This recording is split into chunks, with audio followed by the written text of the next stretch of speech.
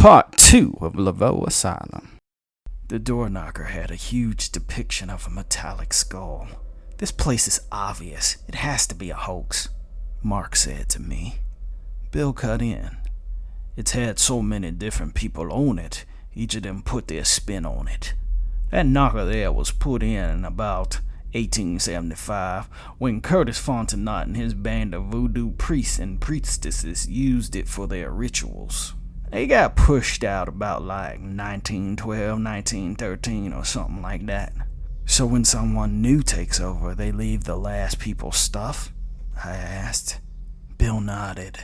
"Everyone's still in there. Really, nobody wants you to fuck with their shit," Bill said. It took me quite a bit attempting to decipher what Bill said, and I don't think I fully understood it. I slammed the skull knocker and looked around. The hungry eyes of reptilians gazed at us from the distance, waiting. It took a few minutes of banging on the heavy door before we thought to seek other means of entry. I asked Bill if it was common to wait like this. He said that it was, and then informed me most people that wanted entry would call first. I dropped my head, feeling like an idiot, then took out my phone and easily found a number for Laveau Asylum.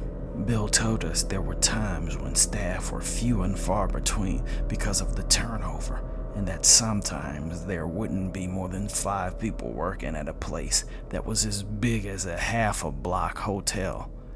He said that most people either fizzled out in a few days or had a breakdown, and he was one of the few that had worked there for some measure of time that managed to not walk away a different person. I got someone on the phone that identified themselves as Administrator Robert LeBlanc. He was pleased to have us and said he would send someone down. Moments later, the heavy steel door unlocked and irked open. There was an orderly that took us in. He nodded to Bill as if he knew him, but they didn't engage in conversation. There were quiet wails that wafted on the walls of this place that came from nowhere in particular and slipped away. It was an odd patchwork of construction. The floors were white polished stone, with the occasional dark spot, some so ingrained into its collective memory it was spray painted over in parts. The walls were solid stone, and the halls were cold and drafty, even though I found it hard to understand the breeze's origin. After the first 2 or 3 turns down identical hallways, I was lost. I didn't see any patients, just closed doors and shadows. I asked a bit about the history of the place with the orderly, but he only smiled and tactically claimed not to know such things. There was an old lift that looked as if it were put in at the early 1900s. I didn't even ask why we didn't use it, because I didn't want to anyway. As we reached stairs leading up, there was a figure that was wearing all white at the end of the hallway staring at us. I couldn't tell if they were male or female. They stood at the brink of darkness under a half-flickering fluorescent light. "Is it time?" the mysterious inmate asked in a distant whisper. The orderly looked to us and said, "Up to level 3, 1 right, then a left." Then he ran down the hallway towards the person that made a show of their presence. "What the fuck was that?" said Petra. Bill answered as he unconsciously took the lead. "Some of the inmates that haven't had episodes lately are allowed to walk the grounds. We don't always have enough people to watch them all, so they tend to wander where they aren't supposed to go, which is also the reason the building is locked down so tight, so they don't get out." Bill fortunately knew the way to go. We were amazed with the sheer size of this place and the emptiness. How could anyone manage an asylum this big? It felt as if the entire town would have to work here to make this place fully operational. The office of Robert LeBlanc was sterile, with nothing much of interest in it other than his diploma, a desk, and an old landline phone that only offices possessed.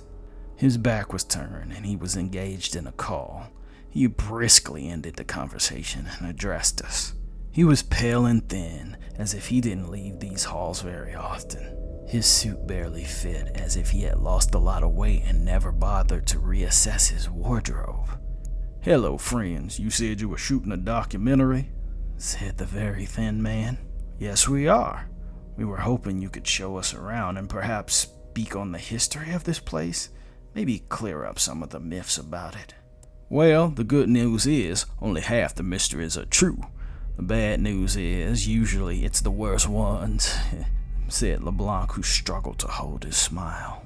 There was something familiar about Mr. LeBlanc, but I couldn't put my finger on it. All I knew for certain was his jokes were horrible. Come with me, he said, making haste towards the hall. He just started walking and talking, and rather fast and incoherently.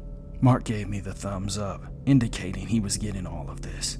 He spoke a little bit about the founding, which was lore I never heard before. About not just the Pilgrims, but the Native Americans of the Choctaw tribe. We walked aimlessly up and down stairs, only ever seeing people locked away like they were in prison. I couldn't remember where we were. By the time he got to the story of the cult of Fontenot, he was leading us down to the lower levels and explaining that the tunnels under the asylum spiderweb throughout the entire town, and the passages were created by slaves. The stone and concrete began to give way to less civilized building materials. Some passages were cobblestones and dirt, some cruelly poured cement, while others had the care of man-made structures. It was as if everywhere you moved in this place was its own nation with its own customs. We stopped at a stone room lit by candlelight, 50 feet wide. What the true purpose of this room was lost to time, but what it was now was horrible and bleak. Written on the concrete walls in what seemed to be blood and feces were little reminder notes. Stay in your room, stay in your room, stay in your room, not yet. Wait until it's time, written over and over and over and over, looping with the frenetic insanity of a madman. The crew and I were instantly on guard. We were prepared to see chairs move and our EMFs going off, but not evidence of actual true human insanity, as stupid as that was to say. The room smelled, so it was a recent event. He's out again, said LeBlanc to Bill. Yeah, it seems like. But I don't work here anymore, remember? That's on you, said Bill. LeBlanc sighed heavily, and he reached into his pocket and grabbed his cell phone. Excuse me a moment, said the administrator. He elbowed around out of the room making a call. What's happening? Who is this? I asked Bill. It's Kintaro. He's one of the worst Christian extremists. What did he do? Petra asked. I don't know. Never did. But the administrator deemed him extremely dangerous. Guys, where's the administrator? Mark said with one foot outside.